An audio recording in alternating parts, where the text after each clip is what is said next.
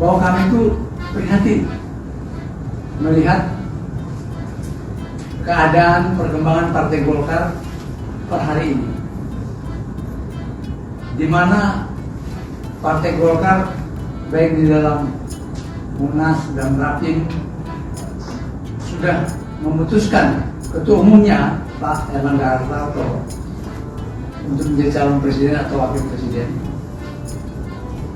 Tetapi sampai dengan saat ini posisi yang telah diputuskan oleh Rapim dan Munas tersebut tidak jelas.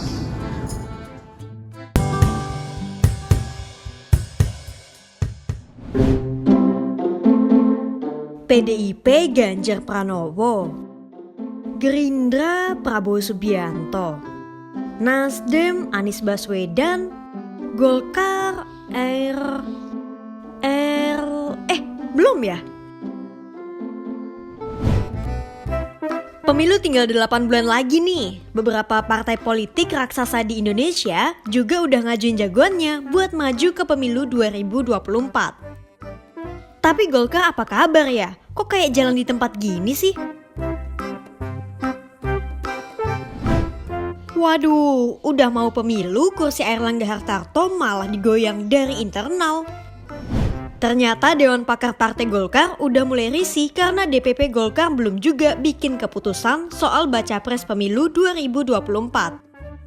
Padahal di Musyawarah Nasional tahun 2019, Airlangga udah dimandat buat jadi ketum sekaligus baca pres di pemilu 2024. Ya, walaupun Golkar udah bikin koalisi bareng sama PAN dan P3, tapi arahnya nggak jelas mau dibawa kemana koalisi ini. Malah P3 sekarang udah deal-dealan sama PDIP buat dukung Ganjar Pranowo jadi baca pres. Belum lagi PAN yang lagi PDKT kesana-sini sambil ngotot dukung Erick Thohir jadi cawapres. Malah sempat ada isu juga kalau Golkar bakal menggelar musyawarah nasional luar biasa atau Munaslup buat mengganti hasil Munas 2019. Waduh.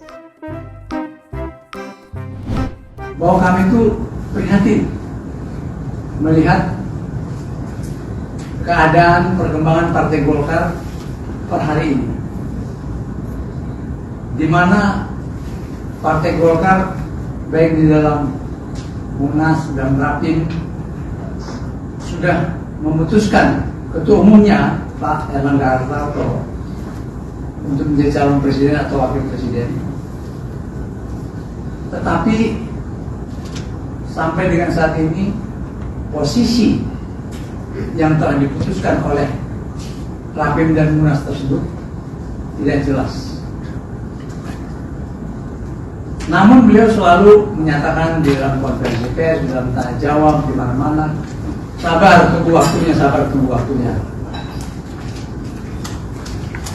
Maaf, kita ini kan semua adalah orang-orang yang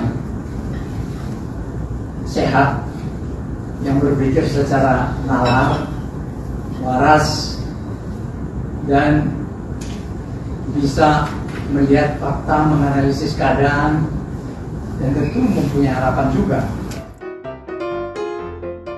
Tapi sebenarnya Golkar nggak tinggal diam saja sih. Sambil bawa-bawa hasil Munas 2019, alias mendukung Airlangga jadi capres, Golkar udah nyoba PDKT ke parpol sana-sini.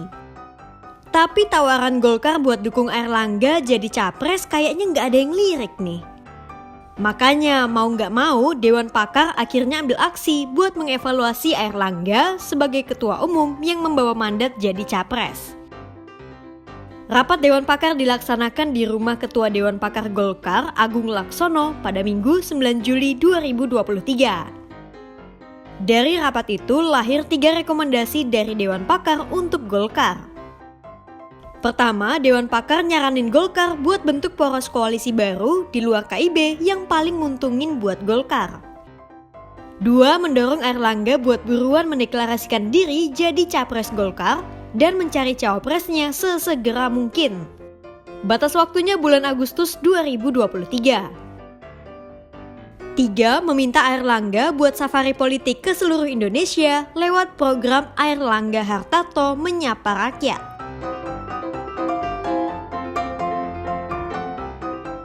Nah, saya laporkan ke senior.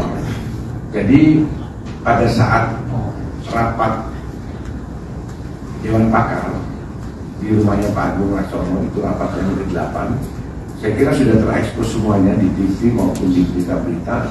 Ada 3 poin. Yang pertama adalah Erlangga diminta membentuk poros baru. Nah, poros baru itu apa? Tadi sudah dijelaskan juga sama Pak Lawrence. Peluangnya cuma satu, adalah di PAN. Atau kecuali kalau ada partai-partai yang melakukan perubahan, umpama Partai Demokrat keluar dari Anies terus gabung dengan Erlangga, itu bisa.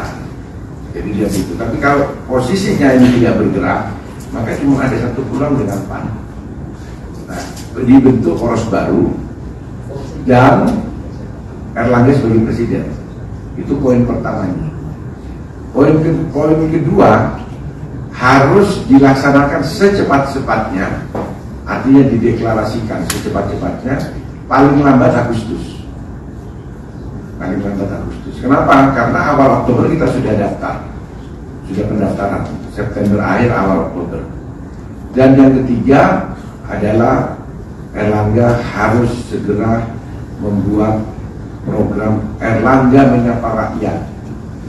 Jadi dia harus turun ke bawah. Selaras sama rekomendasi, Agung Laksono bilang sebenarnya nggak ada masalah sama Erlangga. Kata Agung sih, yang penting berpegangannya itu pada rekomendasi Dewan Pakar. Agung juga bilang isu soal Munaslup itu sama sekali nggak benar. Nggak ada. Rapatnya di rumah Pak Agung langsung. Iya, agendanya bukan itu. Kalau soal mau mengganti Bapak untuk dicapresin gimana Pak? Tidak ada itu. Pak Ridwan mengatakan tersebut Pak. Katanya Tidak ada.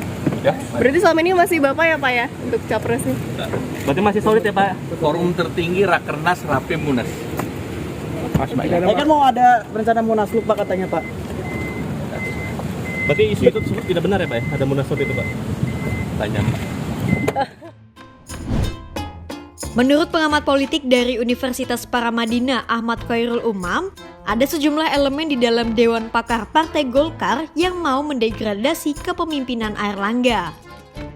Ketidakjelasan posisi Golkar pun dimanfaatkan sebagai celah. Ahmad bilang manuver itu Mosi tidak percaya pada kepemimpinan Airlangga yang dirasa belum bisa menunjukkan tanda keberhasilan dalam pembentukan koalisi seperti yang dijanjikan dalam Munas Golkar sebelumnya.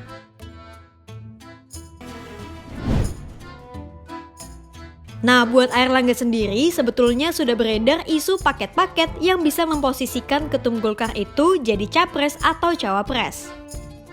Misalnya sama Gerindra, Golkar udah ngajuin Airlangga jadi cawapres Prabowo. Atau sama PAN, ada juga opsi Airlangga maju jadi capres dengan cawapresnya Zulkifli Hasan. Nah, masih ada waktu sebulan lagi nih dari batas waktu yang dikasih Dewan Pakar. Kira-kira keputusan apa ya yang bakal diambil Golkar?